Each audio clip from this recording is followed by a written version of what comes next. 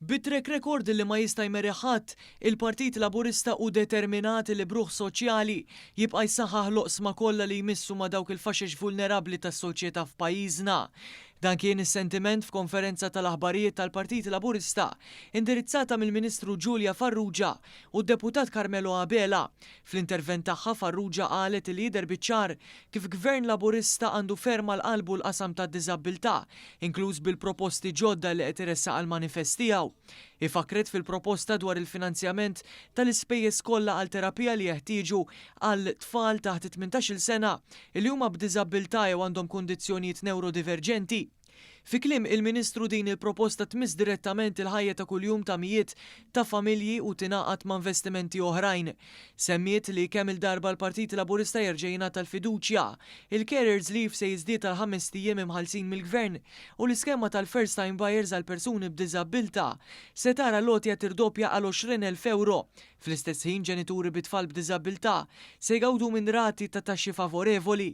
Ikompli tinnota li permezz ta' dawn il-miżuri qed jiġi indirizzat diversi ħsibijiet tal-familji. Ta' nitkellmu dwar diżabilità ma nkunux qed nitkellmu biss dwar servizzi, imma aħna nitkellmu fuq il-familji, fuq il-persuni b'diżabilità illi tant għandna bżonn li nkomplu nagħtuhom l-empowerment il-ħelsien illi għandhom bżonn.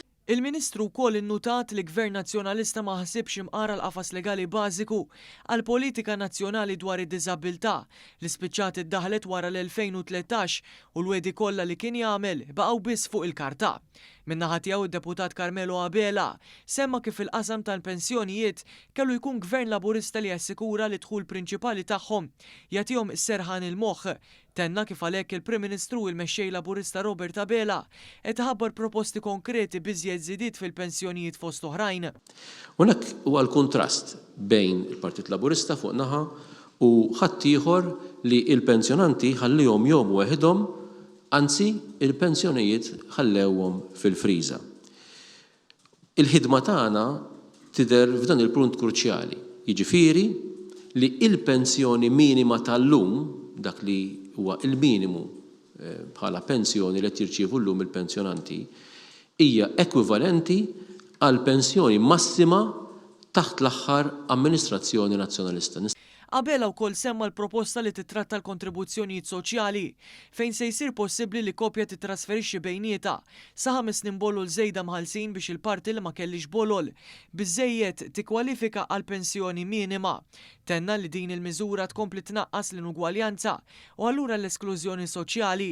Min-naħa l-oħra fakkar kif fi żminijiet oħra Gvern Nazzjonalista iddiskrimina u qasam lil pensjonanti f'żewġ klassijiet differenti waqt illi implementa l-awsterità floti tal-oli tal-ħajja. U temm jgħid li meta tqis kollox anki proposti u kisbiet passati f'setturi differenti, il-Partit Laburista jibqa' l-unika wieħed bil-kredibilità neċessarja li jtejjeb il-ħajja ta' kulħadd partikolarment dawk l-aktar vulnerabbli.